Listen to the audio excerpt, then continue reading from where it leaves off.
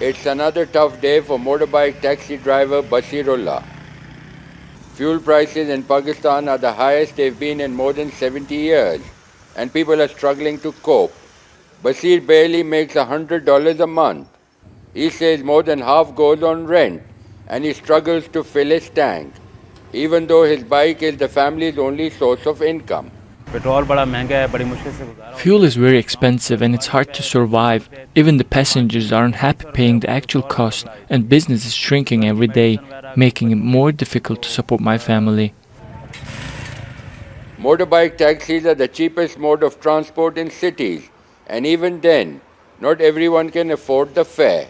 Pakistan depends on oil and gas from abroad to meet its energy needs, but faced with an economic slump and declining foreign exchange reserves, it's looking to Russia for cheaper supplies. But experts warn that may not be enough to resolve the crisis. The country has already received its first shipments of Russian energy at a lower rate than the international market price, but the relatively small volumes mean Pakistan has not been able to reap the benefits.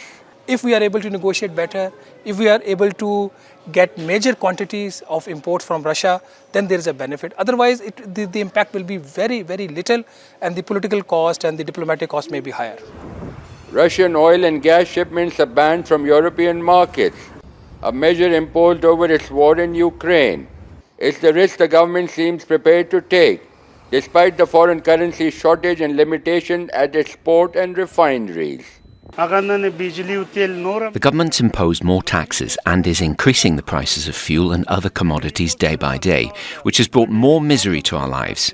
It's hard to survive in the current situation.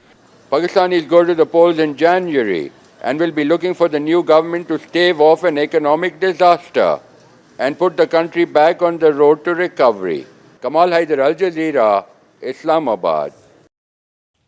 Make sure to subscribe to our channel to get the latest news from Al Jazeera.